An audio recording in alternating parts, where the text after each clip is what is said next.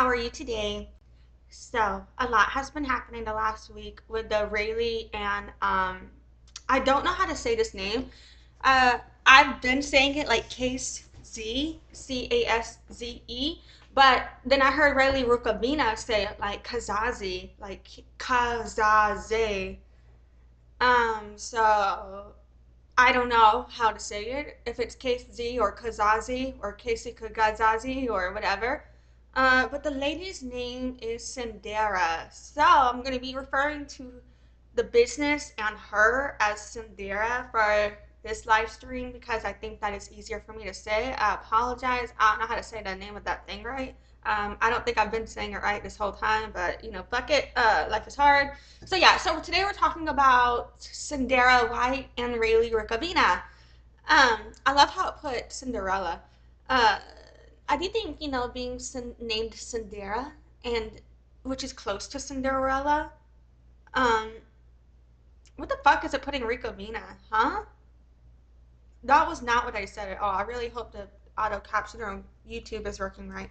I had said I think it's interesting to be named Cenderra, which is close to Cinderella, and then be a designer, is what I was trying to fucking say. God, fucking stupid ass captioner. Okay, shit. That's probably ableist of me. I gotta work on my ableist language. Fuck. Alright. I said ableist. Ableist. There we go. Damn, fucking stupid ass caption. Okay, I'm sorry. But, alright, so today, we're just gonna be doing a PR analysis. We're gonna look at two, oh my god, they're somewhat timelines. I'm not entirely sure if these are the consecutive order of the events that occurred, but what they are is the consecutive order of finding the information available to me and the order in which I covered it as it was available to me.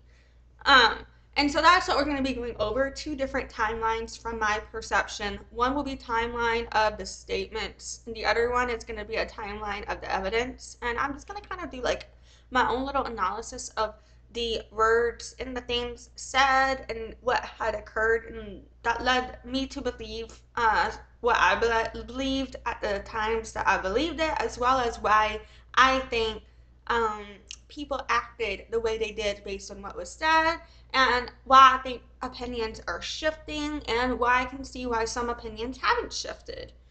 Um, you know what I'm saying? So we're going to be discussing all of that. Yeah, so in doing so, we'll be discussing those two different timelines. What we're going to be doing is going through um, all of the coverage that I've done so far. And everything is linked in the description of this video.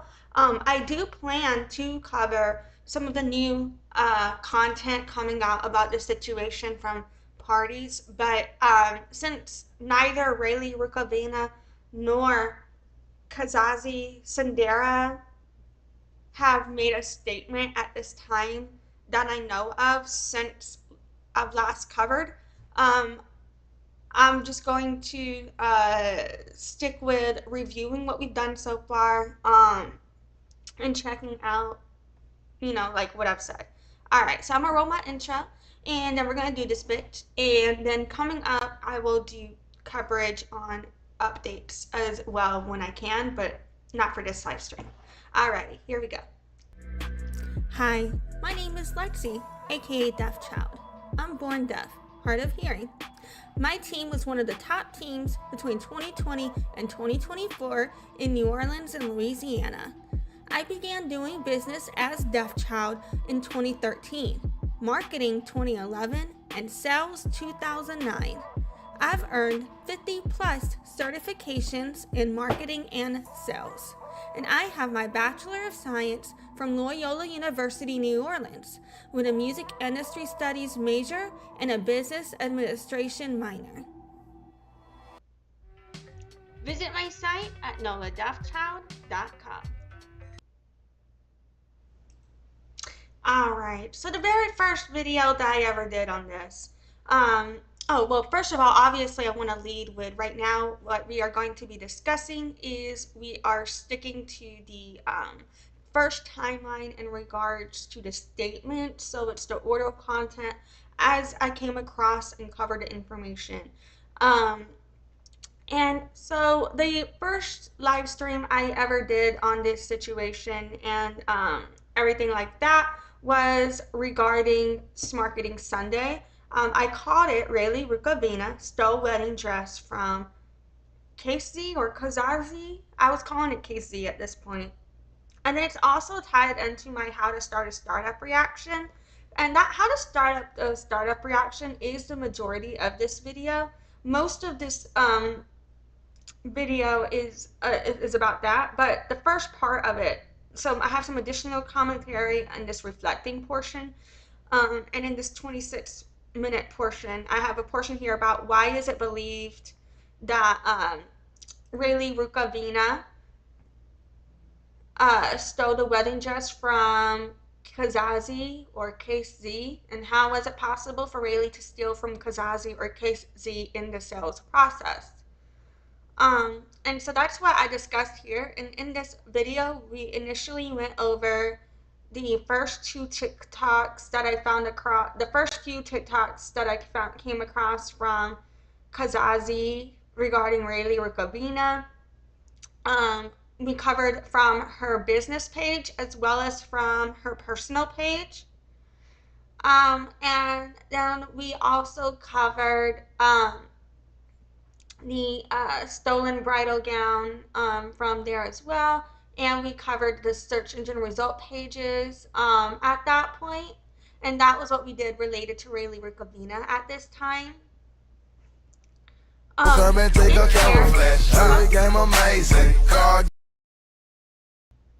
Sorry, I was having some issues with my browser, so I exited out of everything and then I brought it back up before I started the stream. And I just remembered that I think now every single fucking video is going to autoplay whenever I go to click on it. So my bad, I just remembered that.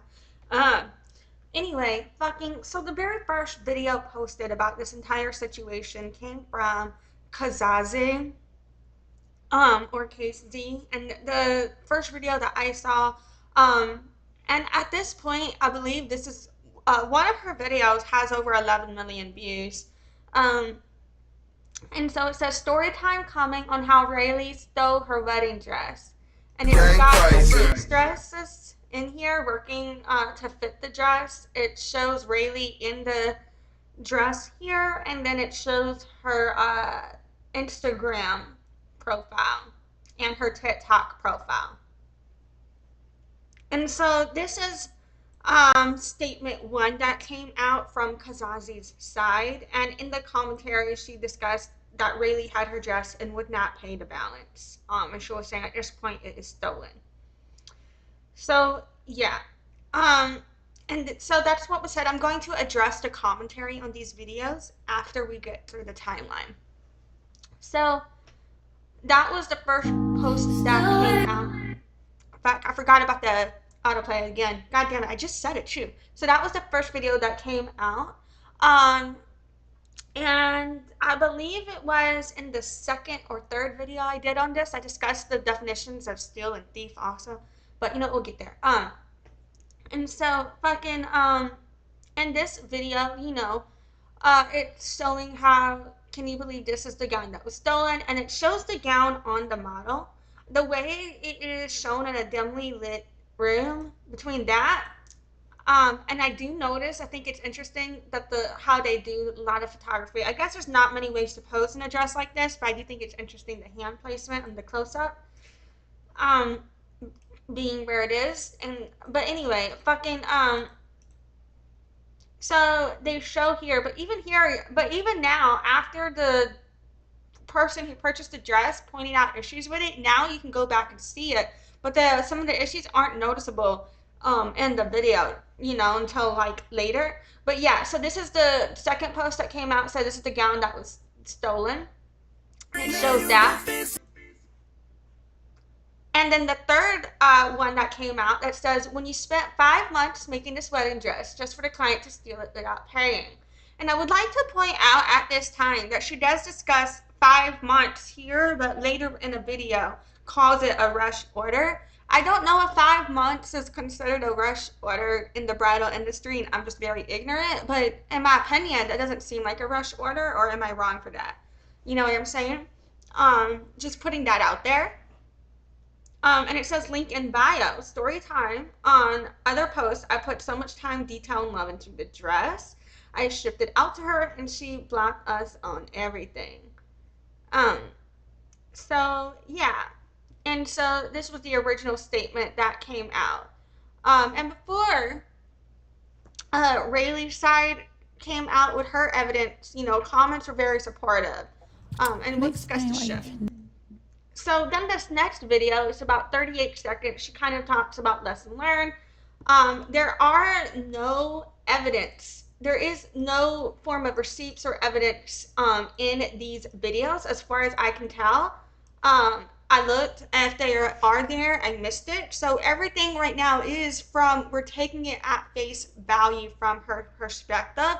In my prior coverage, I did discuss also why I believed what she was saying when she said it, based on what not telling the truth about this type of stuff can do to your business if it comes out. You know what I'm saying?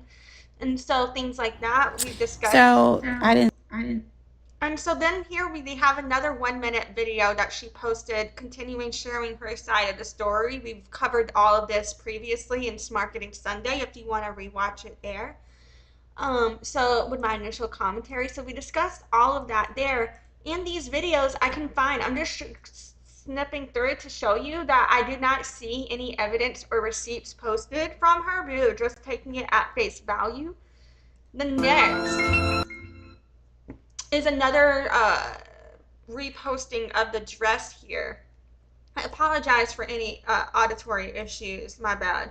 So we've got that same video we've already commented on. It's reposted on her personal. And then after that, we've got to Afternoon Kaboom.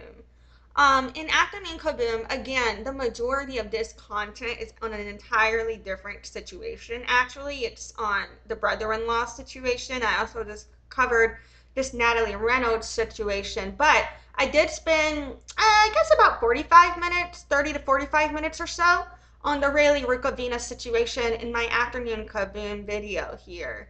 And I have the rep timestamps here as well.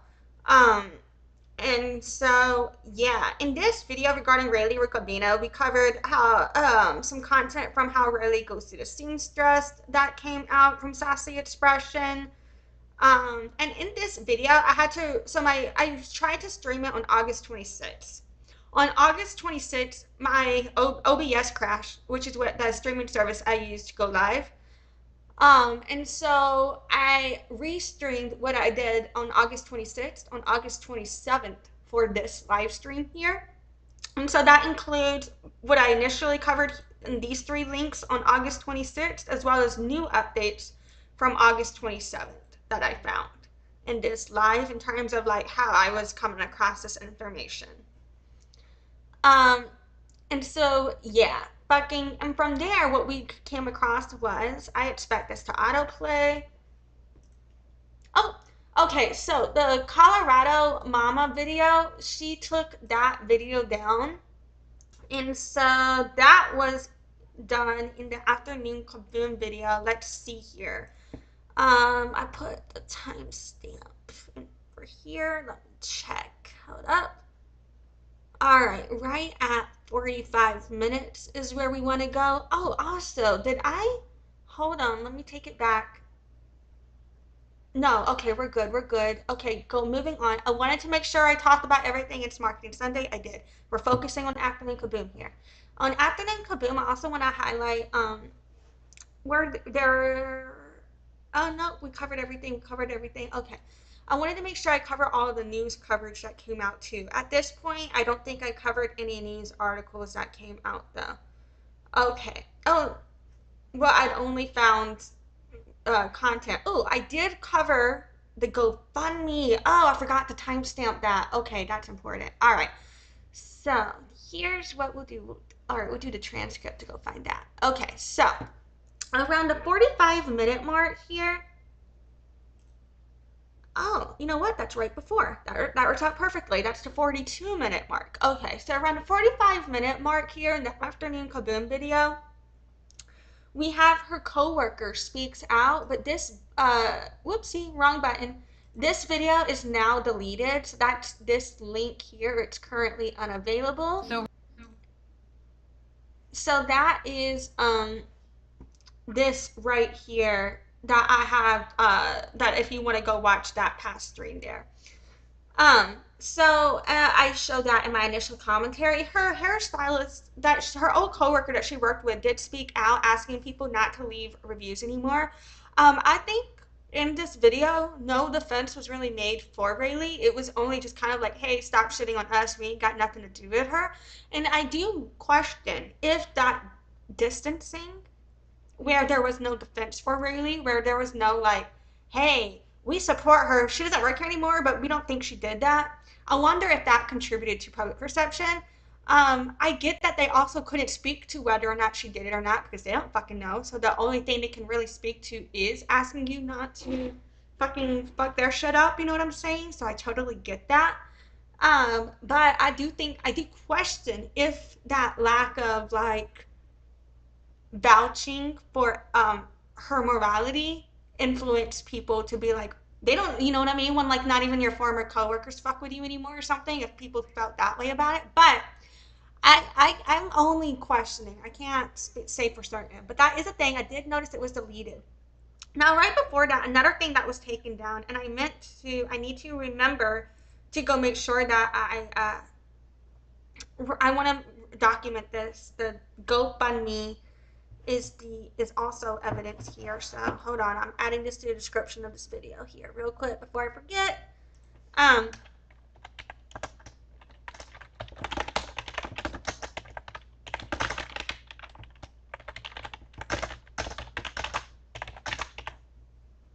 Okay, added that. So Kazazi posted a GoFundMe link,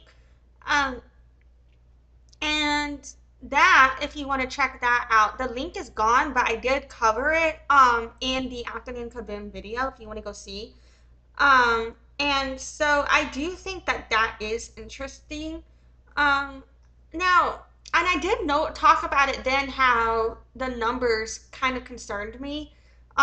Like if she was doing just a GoFundMe just to raise the legal fees, I kind of would understand that. Oops. But everything else that she was charging was something that I was like looking at it and I was just like, that is interesting to me that this is where you're going in this direction. I just got a message. Just want to make sure it's okay.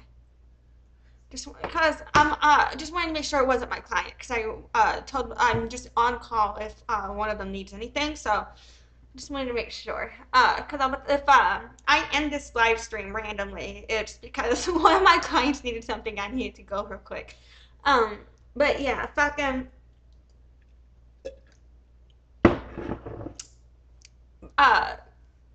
where was I? This bitch fucking posted. Maybe I feel like I'm calling people this bitch. I should stop doing that. But okay. She posted a GoFundMe and there were some questions about it. Whenever I covered it, 645 people had donated. I mean, not 645 people. $645 had been donated by people. My bad. In my head, that was right, but the words came out completely wrong. You know what I'm saying? Anyway, fuck, shit. Life is hard. Alright, so I covered that in here as well, if you guys want to check that out, and that is no longer available online. So that is something else to consider just in reflection of what are the business circumstances. Oops, and that was in the afternoon Kaboom video.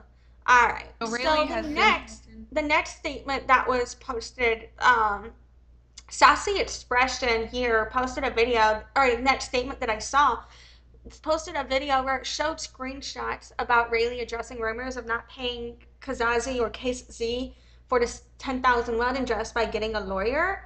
I forgot to check. I should have checked what the timestamp was. Up here it is, right here.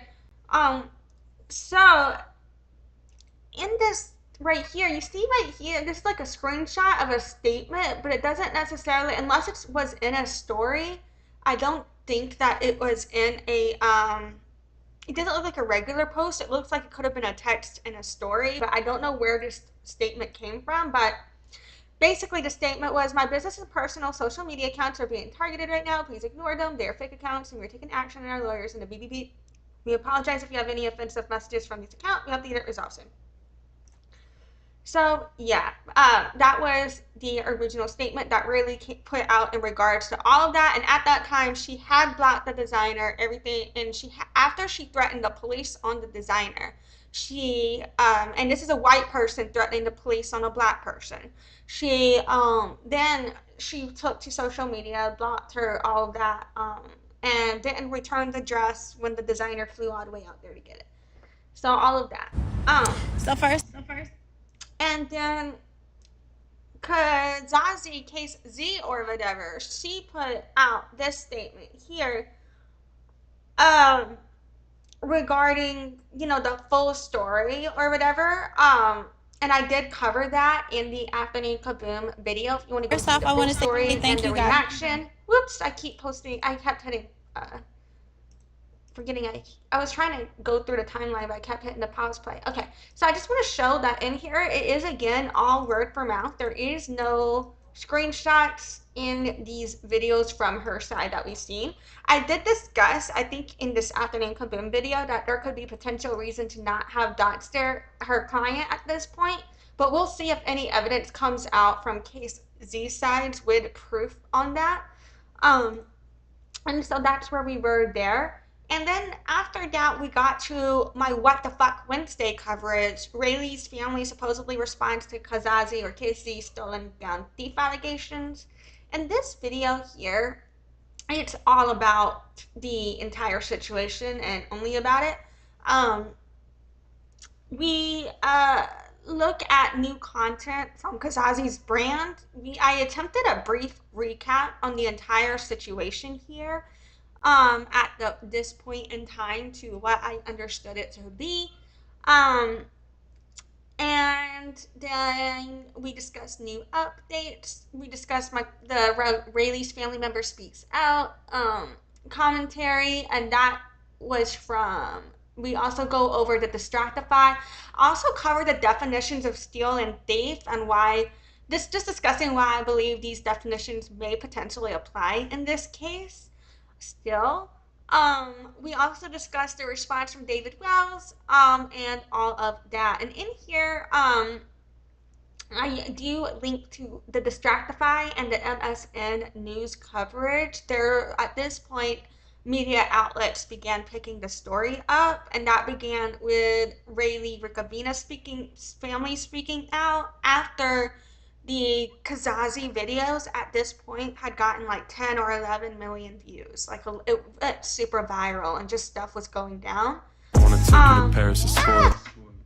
And then so, because KC or Kazazi had posted a photo at this point, the back of the train, and we can see some of the issues here that Raylee was pointing out. It just wasn't as obvious.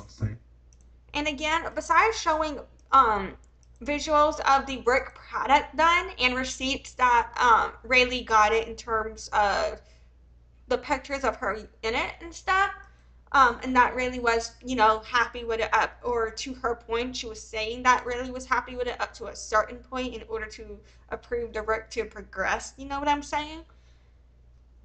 Is what we were kind of told. So yeah, that was the initial video put out there before Raylee had made a statement.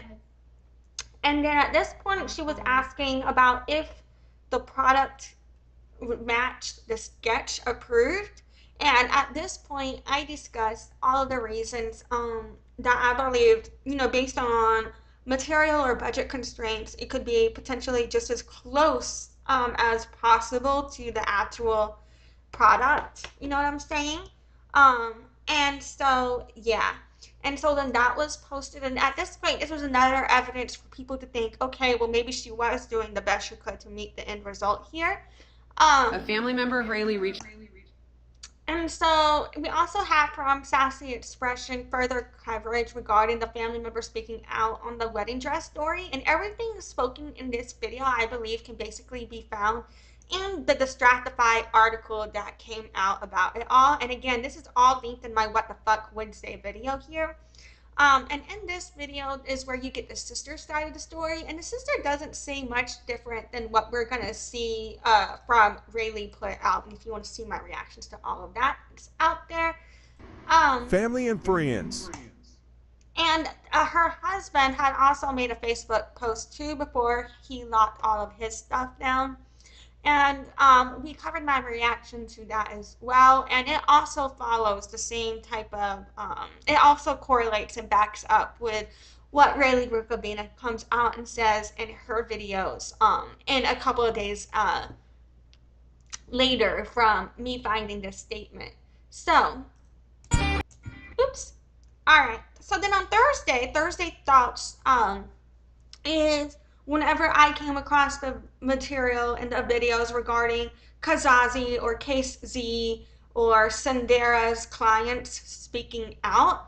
And so at this point is where I began to really question everything at this point. And this is before Raylee has made her statement. So because Raylee hasn't come out with her statements with any evidence, at this point, the only evidence that I had seen, and that I think many in the public had seen, were evidence of the end result, evidence of the client in the end result, evidence of an approved sketch and end result for that, as well as the designer side of the narrative that was told to go with those receipts. So at this point, that is what the public perceives. The public is just like, we know this dress exists.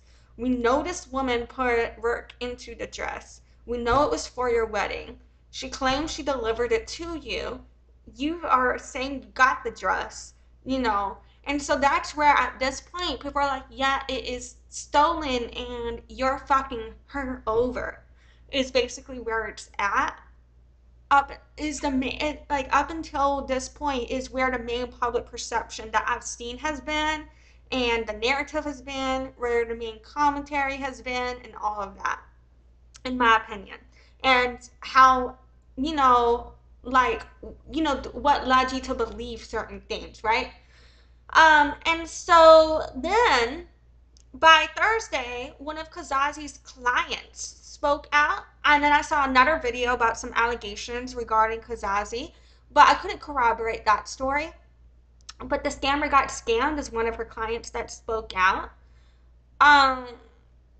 And then, after that, even more news articles started coming out about this, because at this point, it's trending in search results. And that's when people typically start to cover things, is when you get enough views at a certain level and enough people are searching for something.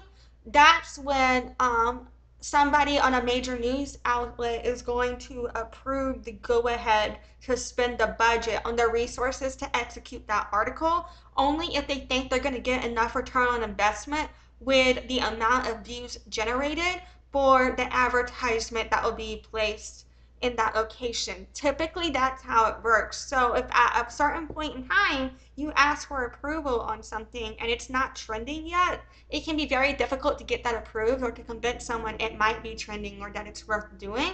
But if something is like currently trending and it's not too late in terms of the Jones effect, and the news cycle has about 2 weeks, so if you catch it right at the beginning, right when it's trending, that's when you typically are going to get news media to cover something. So I think that the timing in the viewership and the public interest in the case also contributed to the timing of when news outlets agreed to pick up the case, and it also contributes to who the news outlet agrees to hear from. So the news outlet, they're agreeing to hear from Raylee Rukavina and Kazazi because right now those two terms are being highly searched for. Those two people have enough of a following to generate that interest.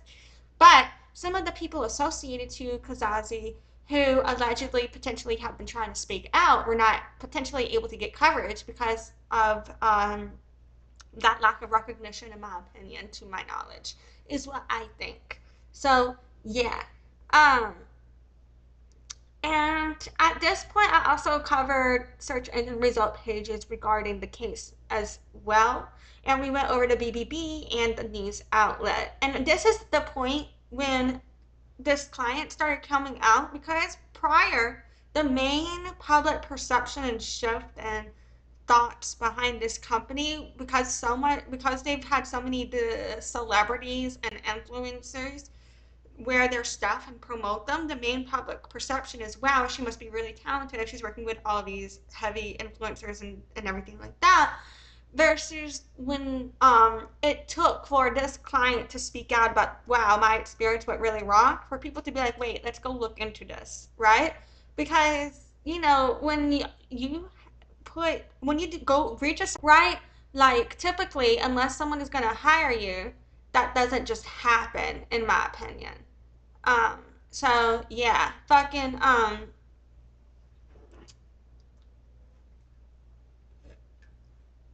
it looks like I'm having some issues with the buffering on your end. I apologize for that. Um, for any streaming delays. Hopefully it all connects soon. I blame New Orleans internet. Alrighty, so moving on with this PR analysis here. So from Thursday Thoughts, what we covered was one of the videos that I covered with a story that I can't corroborate that I discussed is no longer available on TikTok. And so that one is covered. Let me double check the timestamp here. Around the 20-minute, 15-second mark is when that story is covered in this video. So let's go see. Oh, too far.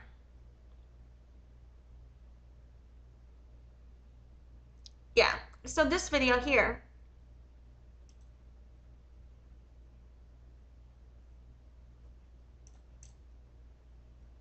So this video right here was played around the 20-minute, 20-second mark, rather. The new allegations against Kazazi reaction. I can't corroborate this story, but this video is no longer available as well.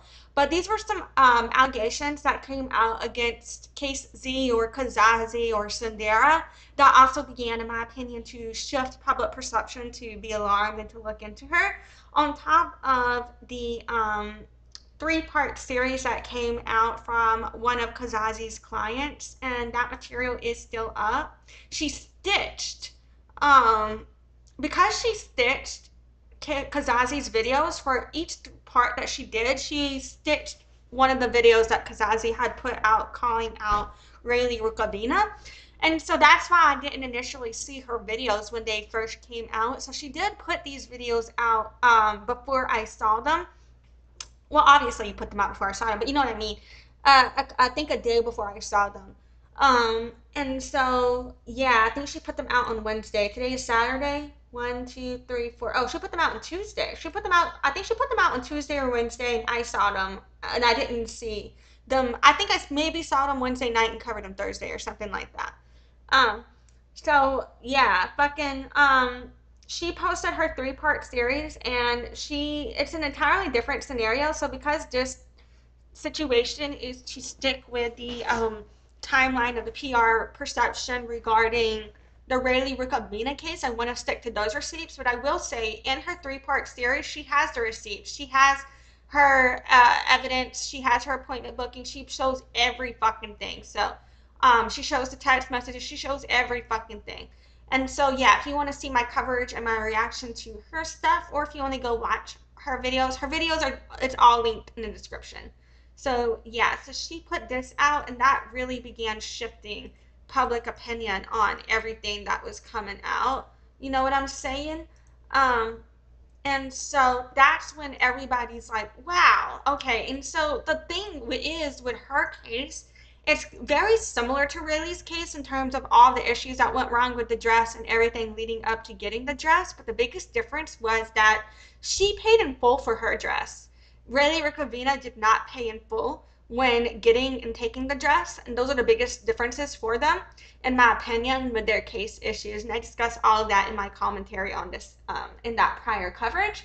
And then we also went over the BBB complaints as well, and I discussed this in that, and we read them and reviewed and went over that as well. And so this coming to light also began to shift public opinion with what could be the truth of the matter. Um, and then in the Full Stop Friday, so Full Stop Friday includes something. So Thursday, I had originally done 2 live streams, Thursday Thoughts in the earlier in the day, and then that night I had done a late night with Lexi live stream. But in that live stream, I needed to redact some information. So Full Stop Friday, last night I redid that whole thing, and I restreamed the redacted portion there. Um, and so, yeah, and just in terms of like, again, timeline for me processing this information, right? And so in here, what we cover is, again, further news coverage. Oh, did I discuss the news coverage that came out on Thursday Thoughts? I did, right? With the Daily Mail that came out, Board Panda, Times Now News. More news coverage came out. I discussed why I believe, things can get picked up at certain times, right? Did I do that then? Okay, well, additional news coverage has continued to coming out. Distractify has put out 2 pieces, one from Raylee Rukavina's side and one from Kazazi or Case Z's side, in my opinion. I feel like they put out 2 different pieces that could kind of lean either way. Or that's how I perceived it. You can make your own conclusion on that, of course. And so, yeah, I covered the additional at this point, where why I felt like it was getting picked up even more is because when it's trending at that key time, that's where the people who need that ad revenue have that key moment to put that content out that people are looking for in order to get those views to generate that income. That's how I perceive it, right? Um, and that's why I think the media outlets covered it in the way they did as it occurred. I also found, because at this point I started looking into legal issues on both of them. I could not find any legal issues regarding Raylee Rukavina. However, because Raylee Rukavina's go-to is to threaten police, I do question if she is just comfortable working the system and the law. Perhaps she knows ways to better protect herself legally, but that's not something that I can say for certain. I'm just questioning, does, does she not have anything out there because she really did nothing wrong, which could be the truth, which could be what it is, which is, as far as we know, reality, right? Or could it be because, would someone who thinks it's okay to call the police on a black person potentially have connections to protect themselves legally to not have things found online? That's just all I'm questioning, right? But I did find a lot online about Kazazi or Case Z. So I found out about her business registry, a little bit about some of the people behind her business, well, at least one person in that person's team, as well as a couple of legal cases against Case Z or Kazazi. Both of these cases are from the last few years, and she does owe, in my opinion, a good bit of money. Um, and she did not have to pay the PPP loan back as well, which I think should kind of give you like a status of legally and, in terms of the government where they're concerned, what her finances might be like. You know what I'm saying? And that kind of reflects perhaps the GoFundMe. So I do think that's interesting. And in this live stream, I also called a former FedEx employee, and I was able to question a former FedEx courier regarding FedEx policies and procedures regarding packaging, so that way I could better determine whether or not that matched with Kazazi or Case Z's side of the story.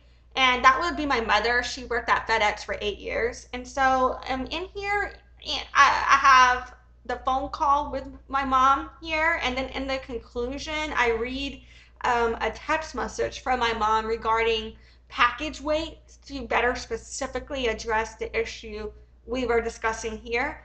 And so, yeah. And you can go watch that to see why my mom doesn't, um, why my mom is questioning the Kazazi side of the story on that end in regards to the FedEx tracking number. And you can go see what a former FedEx employee would have to say about that. Um, so yeah, let's see here. At this point, Raylee Rukavina had made 2 different videos that she put out, and these 2 videos heavily altered public perception. When these 2 videos came out, like even though there was a lot of like, oh, that's really fucked up when the client spoke out about her situation, the client had to make a whole nother video defending herself because people were bringing her down for sharing her side of the story. It was Raylee Rukavina's videos that came out with all of her evidence that um where people are like, oh, I feel so bad for you, oh, you did her wrong, and all of that. And here's what I think is interesting. In my opinion, I feel like this creator right here, the real Jen Su, I don't know her real name, she was more wronged than Raylee Rukavina, in my opinion, because the real Jen Su paid for her fucking dress in full, sent her dress back, and only got half of her money back. So she was actually wronged. She showed receipts for everything, and everybody gaslit the fuck out of her. That's why she had to make this video defending herself. And I covered that in my last live stream, right? Versus the white woman, Raylee Rukavina, and I'm just questioning if that has anything to do with it. Y'all let me know if it's wrong for me to question this. I apologize. I'm not trying to speak for communities I'm not part of. It's just wild to me that when the white woman speaks out and shows receipts, she's instantly believed. But this woman's receipts, in my opinion, show that she took the dress without paying for it in full, refuses to return it, and is using the fact she doesn't like the dress anyway to justify having never paid for it to begin with, in my opinion. You know what I'm saying? In my opinion, those are 2 different scenarios. And I can see why people are all like, well, yeah, Rayleigh was getting fucked over with the business procedures. But like I said, it could be, and it's up to the attorneys to argue, and I discussed this in my last live stream. It's debatable because you can argue that they both breached the contract. You can argue that because she never paid in full, but she never made it in time. So they both breached the contract. You can argue that Kazazi or Case Z defamed her, but then you can also argue that she stole from Kazazi. So they both breached the contract, and they both did one other civil. They both have, in my opinion, have 2 civil complaints against each other for a lawsuit, in my opinion, right? Perhaps I'm wrong. I'm not an attorney. That's just how I perceive it. That's just what I think. And what I think is going to happen is whoever has the money to get an attorney in, to get that paperwork in first, whoever's attorney files first, the other one's going to have to countersue. That's what I think is going to happen, in my opinion, based on what I know. Now, I also, just want to put it out there, like, I am questioning ethics for both parties involved. I think both parties wronged each other. I think both parties have questionable ethics based on information that has come out, in my opinion. And my past videos, in my opinion, not only cover why I thought what I thought when I thought it, but how I came to these current conclusions where now I just kind of, I'm like, I think both of you guys are questionable, but it is fascinating to me the way this business transaction has escalated to this point. And so yes, this concludes the portion of this live stream in which we are reviewing timeline 1, which is only statements regarding, and this is just the timeline. We're not reviewing the actual statements. If you want the review of the actual statements, you'll have to go back and watch those live streams for all of that commentary, because I ain't got time for all that. That's way too much time. We're already almost an hour in on just this. So yeah, what we're about to do next is go over timeline 2, and I just want to go over the evidence without all of these other people's backstories involved, right? So that's what we're about to do. Okay, so evidence on timeline 2.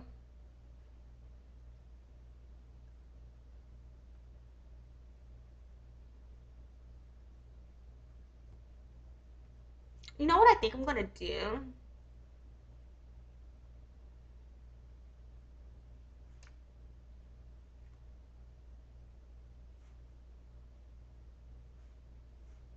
I apologize. Hi. Oops, wrong button, my bad. Alright, so what I think I'm going to do here is I have a lot of browsers up and that always kind of bothers me.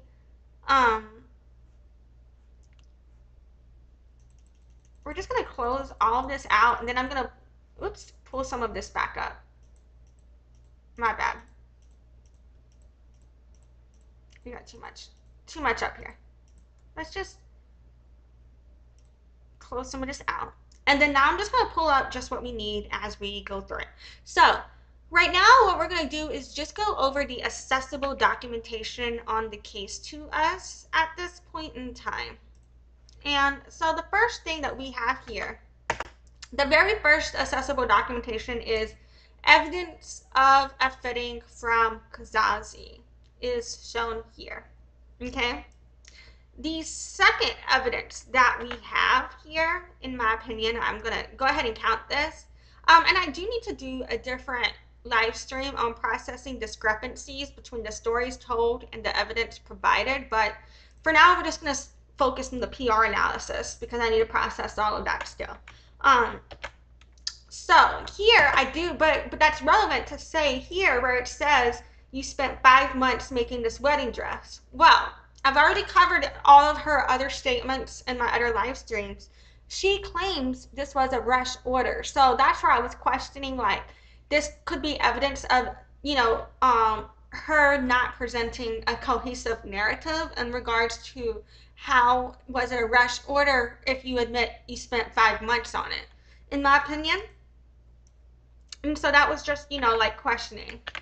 Here, what we have is where evidence was produced of the sketch and work produced. So at this point, people know the story and people know that there is a product and work produced, and people know that Raylee has tried on the gown, and people are led to believe that Raylee has the gown on her person, right? So that's what we know at this point so far. And this is the closest thing that we have from evidence provided on Caze or Case Z's side or Cenderra's side. From Raylee Rukavina, we've got her 2 videos with all of her evidence, okay? Now, I have this muted, good. So, from Raylee Rukavina, what we have here, at 2 minutes in on her video, we are about 1 to 2 minutes in, we've got the contract. She shows the contract. About 2.5 minutes in, she shows her deposit. At about 6 minutes in, I did not mean it like that. Oops. Well, here we see another issue of the deliverable. We show the deliverable received here at 6 minutes in. It's a view of the front. And then about 6 minutes 20 seconds, we see a view of the front of the other deliverable.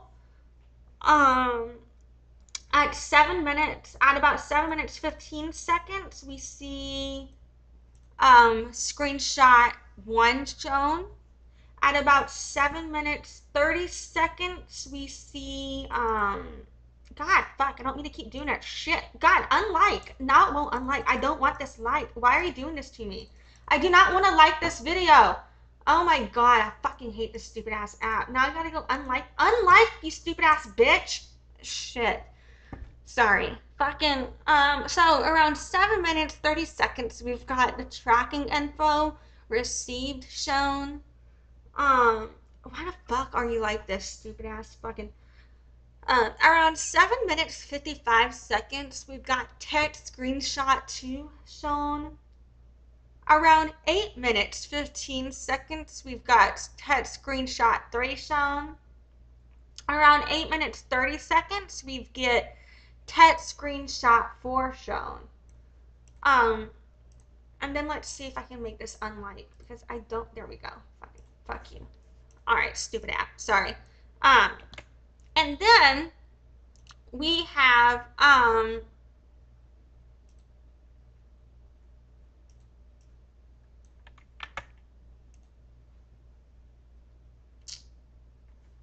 shit, you know what? I just realized I forgot to cover something in timeline 1, but I'll go back to that in just a minute. So on timeline 2, with the evidence, we still have that second video here.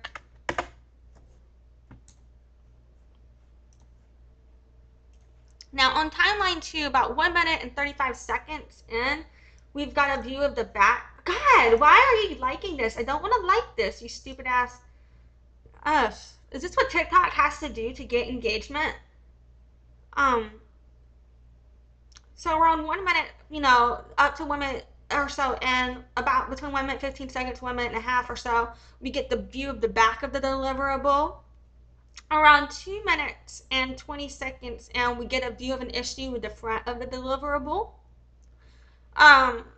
About 3 minutes and 10 seconds, and we get a view of evidence of delay in production with the deliverable, according to the timing in which this photo was taken in regards to when it should have been completed.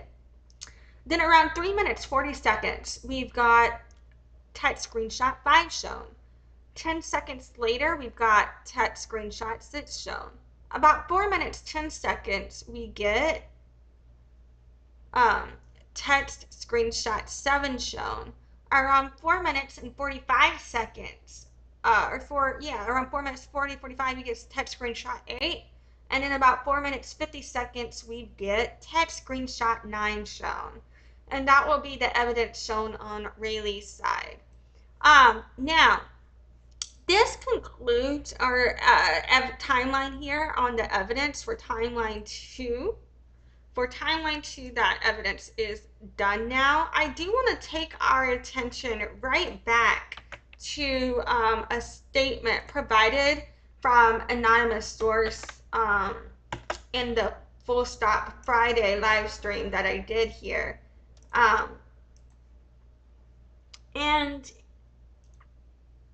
this is just a statement for timeline and perception on my end.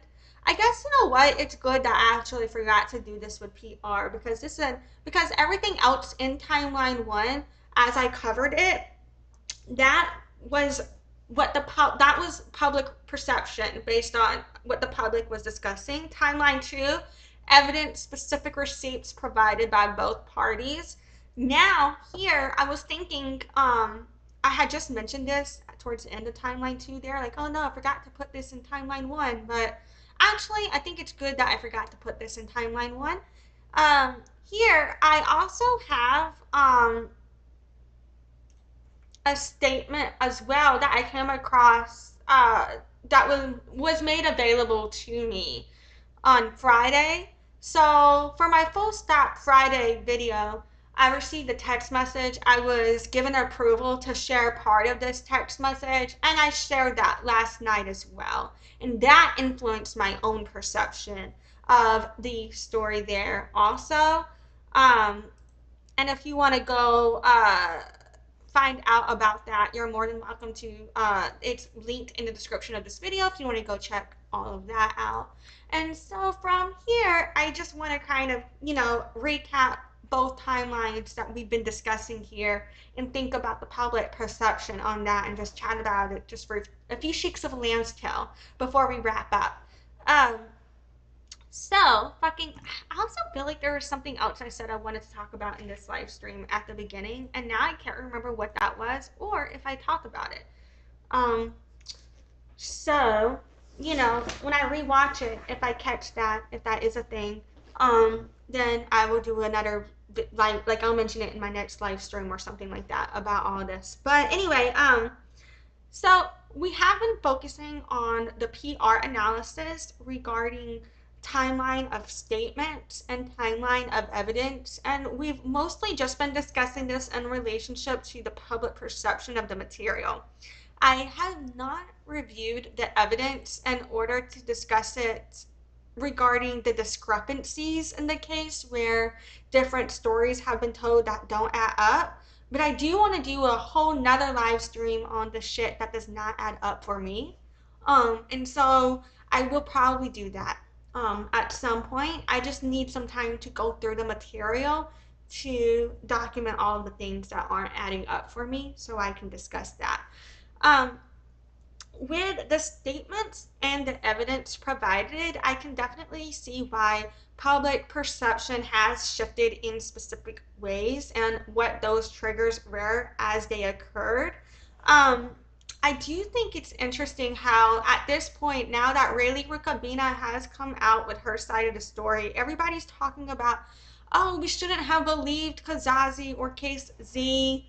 Um, and now Rayleigh's telling the truth, and nobody believed Kazazi, and everybody's jumped to hate on her, but now everybody's jumping to hate on Kazazi.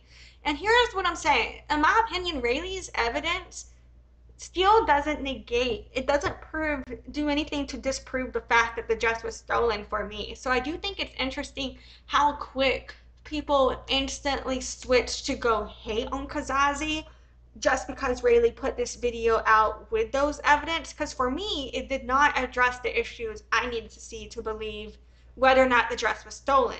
I do believe that she did not like the dress. I do believe her reasons for not liking the dress are valid. I do believe she got a very bad customer service experience. I do believe that this business has a lot of problems, that Kazazi, Cenderra, Case Z, whatever her name is, Cenderra has a lot of problems in business. I believe she's not going about business in an ethical way based on what I found online about her. I do believe all of these things can be true at the same time. What I believe is everybody's looking for one of these two women to be the perfect victim, but the truth is that no one is ever going to be a perfect victim. Um, and so, yeah, I do think that it's an interesting thing. What I am noticing is I question if people are using this opportunity to excuse racism. Um, Now, what I believe is if Casey did not, I mean, not Casey, if Rayleigh did not steal the dress, like if she returned it and if she paid for it in full, if it wasn't stolen, then I would totally be like, yeah, you did not steal that, bitch. You paid for it. You gave it back, right? And that's what I had said at the end of my last video. Like, if Rayleigh returned the dress, she would not have a theft case against her to be made because the dress would have been returned. And if she returned the dress, she wouldn't have a breach of contract case against her either because the dress would have been returned. But if she returns the dress, she still does have a case against Case Z or Kazazi for breach of contract and defamation. So that was what I was saying. You know, in my opinion, I think it would have been the initial decision would have to just send the dress back would have been the best move to begin with because it would have protected her legally. And I just don't like that she threatened the police on her. Threatening the police on a black person's never okay. And over a dress? Are you fucking kidding me? Like, I mean, I'm saying it's never okay, but like in terms of like, you know, unless you really, really are, your life is in danger, or like it's like you got into a wreck and you have to call the police because you got to file a police report type thing. That's the only, you know what I mean? Or something like that. Those types of scenarios, I get it. But just to create a dynamic of a power imbalance to weaponize the police force against the black person, in my opinion, is always going to be racism when you are right. And you will never convince me otherwise, in my opinion. Um, Based on what I know of police brutality and mass incarceration. So yeah. Like, do I think Kazazi may have unethical business practices? For sure. Do I think she needs to face the possibility of dying over that? Hell no. Do I think that calling the police on any black person is the possibility of getting them killed? Absolutely. And if you don't realize that, are you paying attention? So yeah, that's where everybody's all like, oh, I'm so sorry for Rayleigh when her evidence came out. But seeing that in her text messages, because I made the video, because I'm seeing everybody shift public perception. You know, yesterday I made that video thinking like, yeah, man, poor girl. She's really going through shit. She had a wedding. Even if she's conservative, you know, I was like, yeah, she deserves a good wedding day. But then when I saw that just really, really bothered me. It felt, there was just something in that really strikes my heart to where it's like, are you that ignorant or that malicious? Because to me, it's like, because she did that before Kazazi or Case Z went to the internet, right? And so to me, if you can't compare weaponizing the police on someone versus going to the internet, totally different. Not the same. Not the same. to me, weaponizing the police against someone is weaponizing trauma. When you're weaponizing the police against a black person, that's fucking ridiculous in my opinion. Like, fuck you for that, in my opinion. But also, Kazazi, with those business practices, that's fucked up, man. You're fucking up people's fucking special days, man. What the shit? Like, I don't know. And I noticed, like, when I did my review of her quote unquote CEO, I felt like I didn't know if it was okay for me to criticize. Like, I want to be careful with how I criticize that business, because I think for a white person to be criticizing the way a black woman moves in business under capitalism, under colonialism, is just me being a colonizer, right? It's all upholding colonial constructs, right? But there are things about the website which lead me to question the um not only the morality of the business ethics, but the possibility of if the business practices are what I feel value aligned with in terms of full funnel growth for a customer.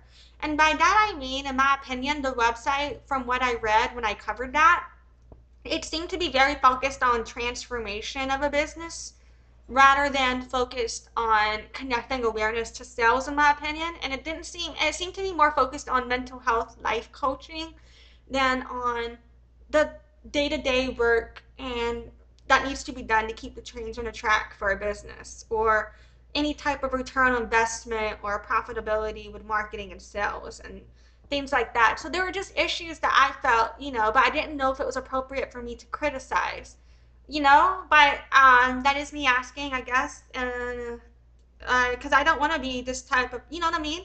Um, at the end of the day, I hope we're all reflecting on how public relations can shift for a business at the drop of a minute. I hope we reflect on the ways media outlets can be used.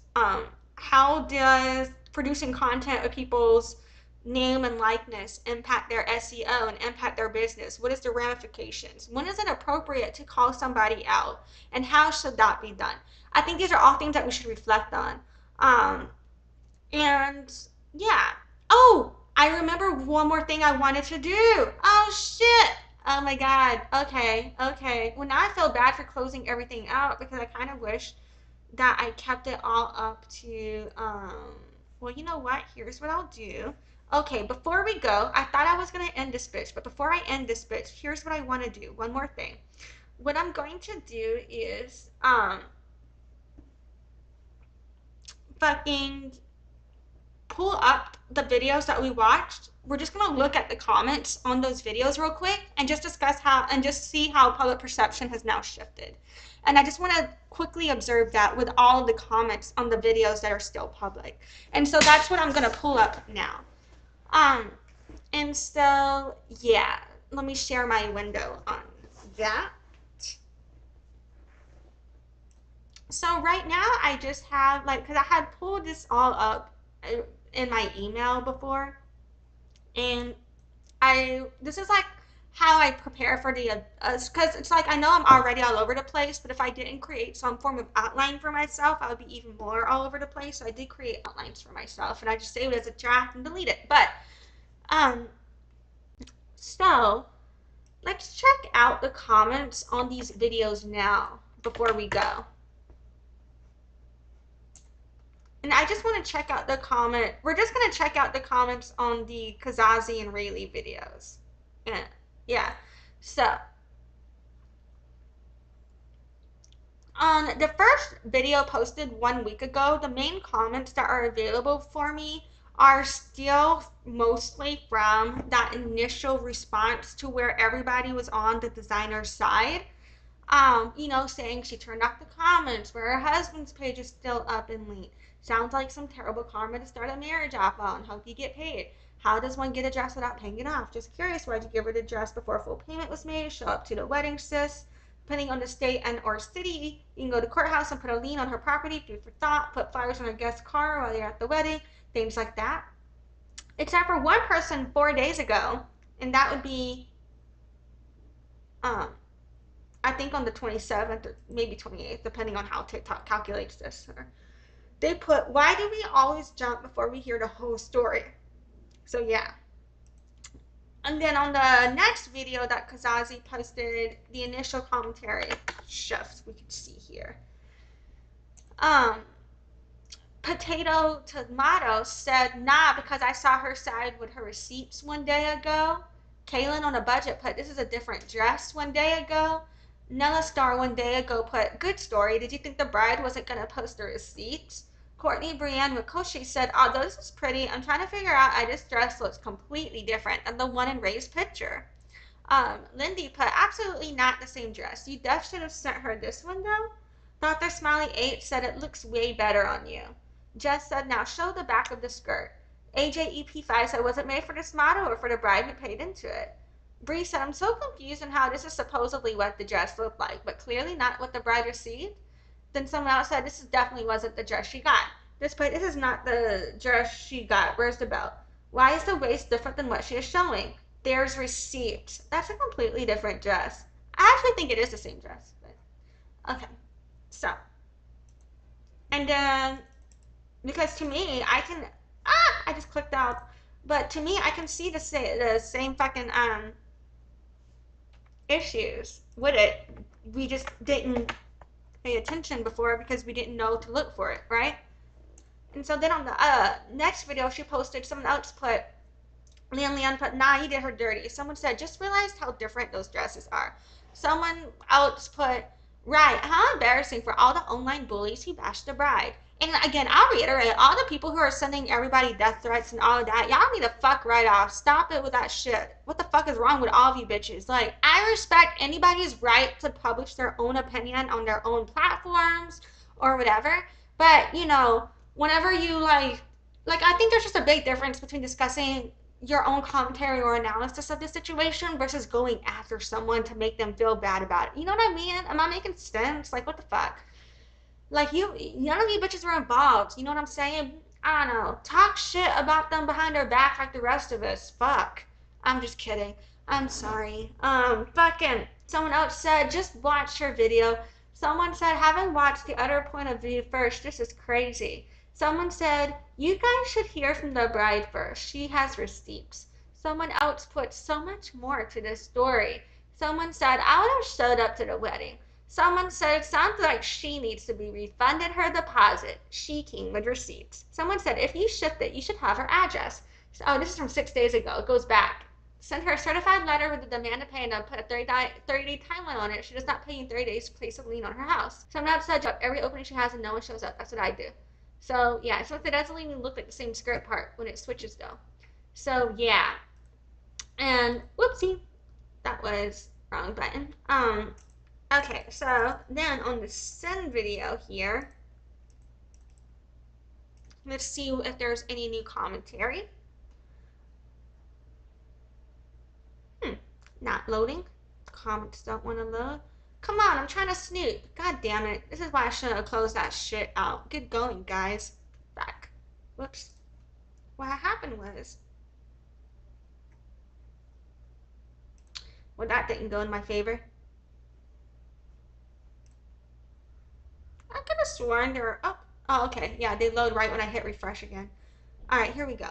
So someone else put, you shipped without payment or even shipping fees 1 week ago. Someone said, don't do that again 1 week ago.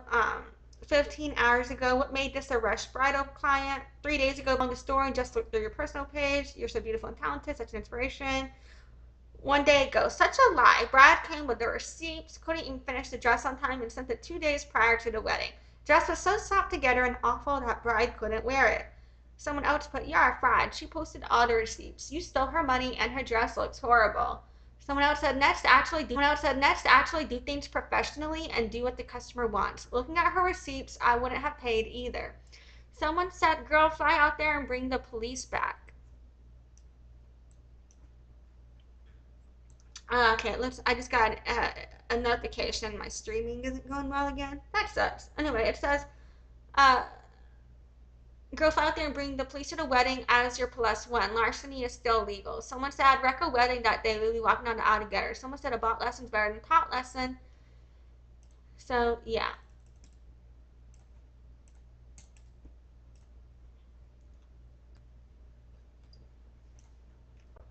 Then someone else a week ago, she was getting comments still supportive, like that's crazy. Sorry that happened to you. But then from a day ago, someone saying you're lying. She posted the receipts, couldn't even wear it to her wedding. 6 months for a crap dress. Someone said, girl, it wasn't even what she wanted. You canceled a fitting when she flew to you for a fitting. You're lucky she ain't suing for defamation. Someone said she said send the label and you'll get the dress and all of that.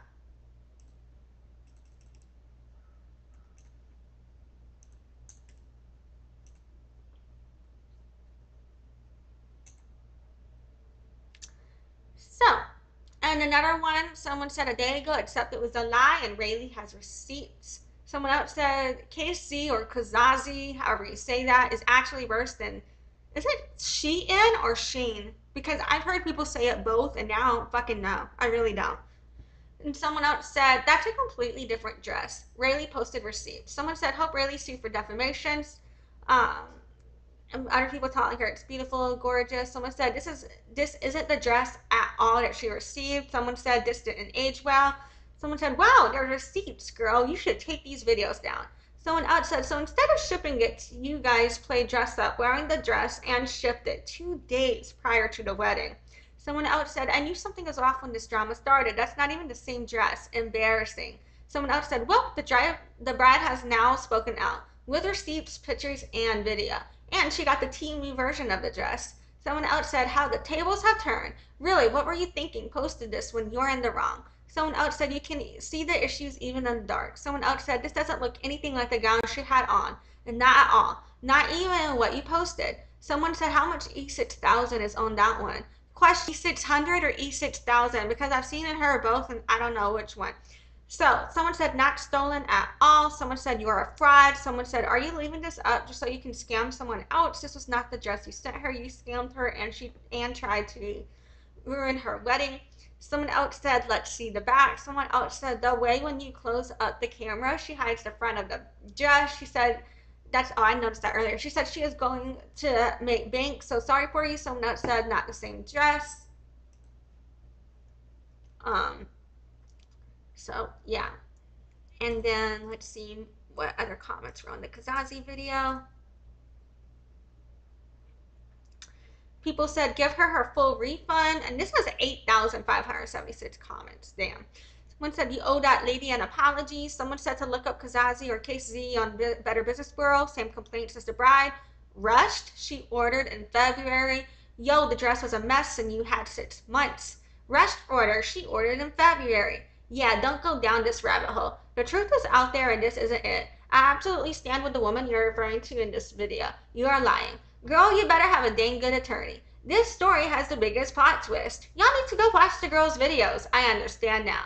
You guys go to her page, Raylee Rook. Just came back from the other girl's response. And man, it's important to listen to both sides of a story is all I'll say. Gross, you should be ashamed of yourself. Y'all go watch the bride's point of view. Just saw her post. She's back from her honeymoon and is back on TikTok. Honesty goes a long way.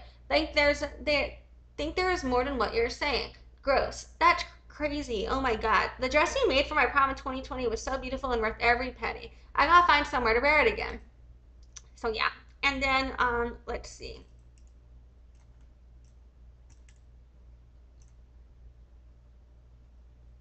People are saying whenever let's see. I'm mostly seeing positive comments on this other video here. Oh, here we go. One person saying it's higher on the right side and the train is off center, even here. So you see there's been a big shift in the conversation here.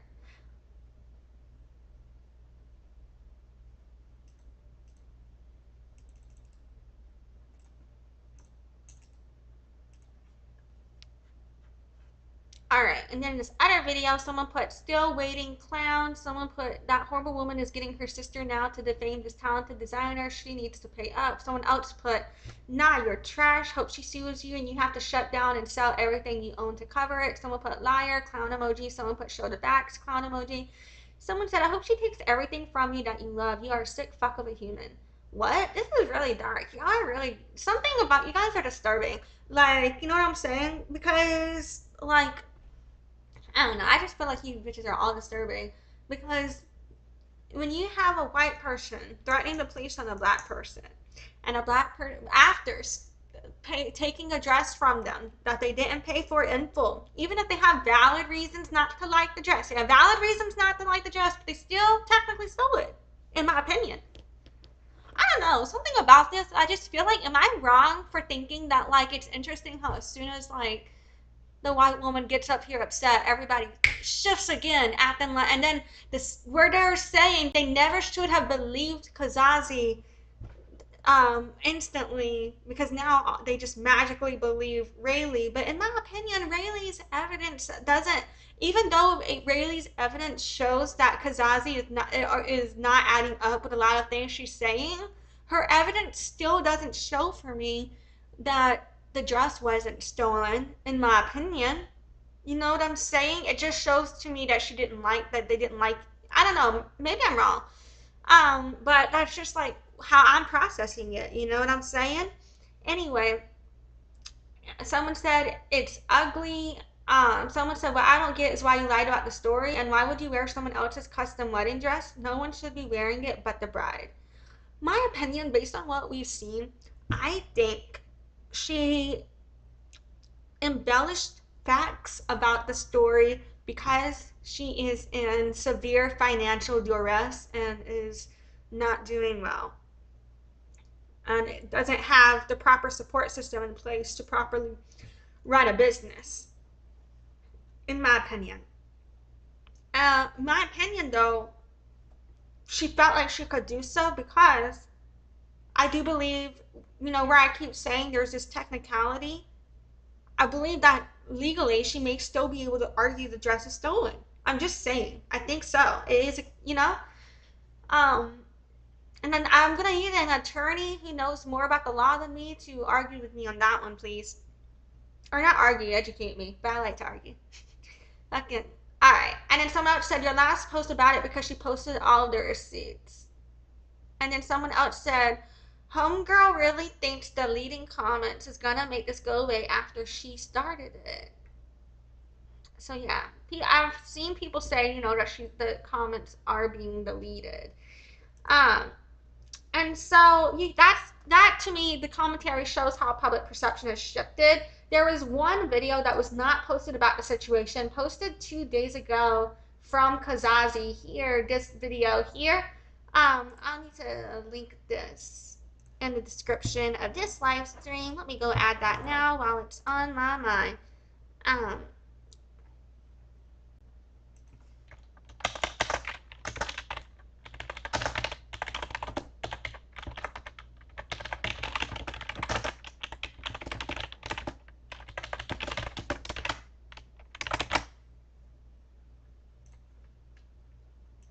Link in the description of this video.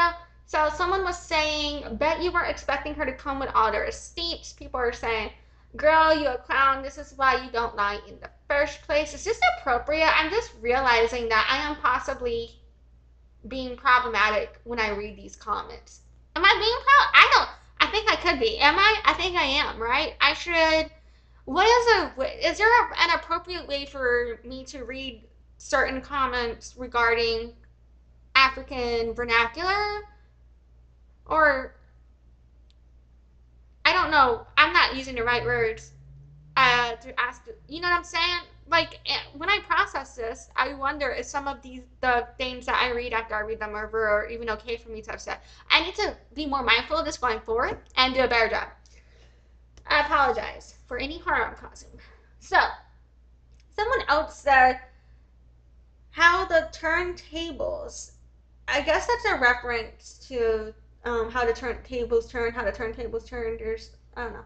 But with a clown emoji, a lot of clown emojis. Someone else said, apologize, girly. Someone else said, yeah, you're clown, ha ha ha. Lots of emojis and clown. Someone else said, let's see whose story holds up in court, clown. We still get some people saying stunning. Then someone said, it's giving divinely taken to court. So yeah. So we can see that public perception has definitely shifted, and it's interesting to me how with the way, people shift opinions, like I guess in some ways, I feel like they should all of them are being very vicious, and they all need to not, you know what I'm saying? Like, have your own opinion in your own place. If you want to leave your opinion on those platforms, I guess go ahead, but like some of the aggression is uncalled for. Like, you're not impacted by any of this, so why are you guys over there like threatening people's lives? You know what I'm saying? Like, I get when you're like, man, fuck you for doing that. I think there's a certain level that someone gets to kind of express that level of frustration and agree, and I think it should be not tone policed. You know what I'm saying? But when it comes to the "I hope you lose everything you love" shit, what the fuck, bitches? There's something wrong with you guys, in my opinion. You know what I'm saying?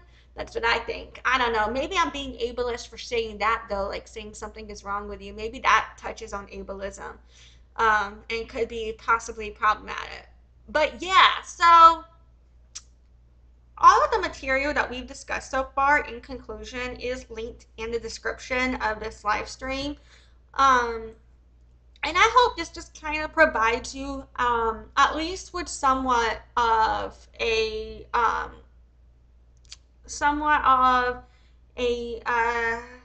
guide as to how public opinion has shifted the way it has, what people are saying, what factors triggered those responses, and things like that. And I hope we all consider this in regards to when we're building our own platforms. How does our audience respond to the information we provide to them? I think this opens the door to a lot of room to reflect regarding public relations for all businesses, not only in terms of looking at the PR situation for how the people involved in this are impacted. Um, I do think that in terms of the short-term public relations, I do believe that any damage done to Raylee Rukavina can be fixed. You know what I'm saying? In terms of the public relations, the reviews is the worst thing that is the thing that's going to be hardest to get fixed for her. And so all of the people that left bad reviews, those are the ones that are like, y'all are silly.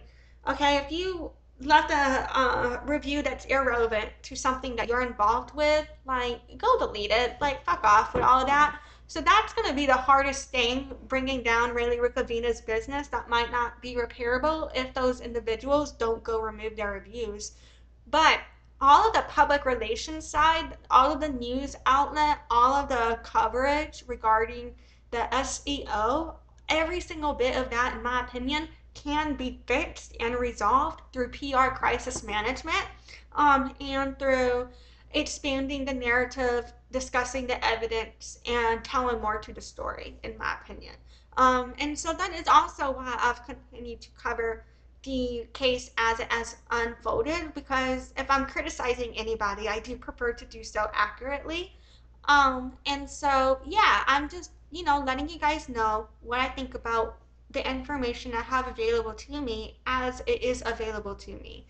Any conclusions I form are my own opinions about the experience in front of me, but my projection of reality isn't itself fact. It's just what I think. You know what I'm saying? So yeah, keep that in mind as well as you reflect on all of this and look at my coverage on it all, as you see how my mind shifts. I do believe that Raylee Rukavina has very good reason to not be satisfied with the dress, to criticize, and for there to be reasons to call out the business owner. I do believe with the way the situation was resolved, it may still technically count as being a stolen dress. I do, again, just to recap, believe that both could potentially have two legal cases against each other. And just to recap, I don't think I like either of these people, to be honest. Okie dokie. But I'm not trying to cover this to, when I initially covered this, I covered this because, like, the work was so stunning. And I covered this because, like, I couldn't process the concept of how would a business do something that would jeopardize their business in this way, because of how hard I work to make a living. That took me time to process. Like, it did not compute for me. You know what I'm saying? Um, But now understanding some of the business processes and the financial issues that could be impacting the decisions made here, I'm better starting to understand how this all unfolded the way it did, in my opinion. And I think this is all a very good case study and example of growth analysis in terms of how a business can scale either sustainably or harmfully. And what we can do to reflect on sustainable scaling and value alignment for ourselves, for our community, and for our own business development. So yeah, man. Thank you so much for checking this shit out with me. It means a lot to me. I hope you're having a great day. I appreciate you. I don't know when I'm gonna do another live stream on this shit, but I do have more coverage planned on it, so that will come out when I can get to it. But yeah, I appreciate you. I hope you have a great day.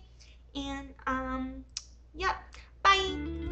Thanks for watching. Join the loyalty program at noladevchild.com/loyalty and check in during live streams to get points for rewards.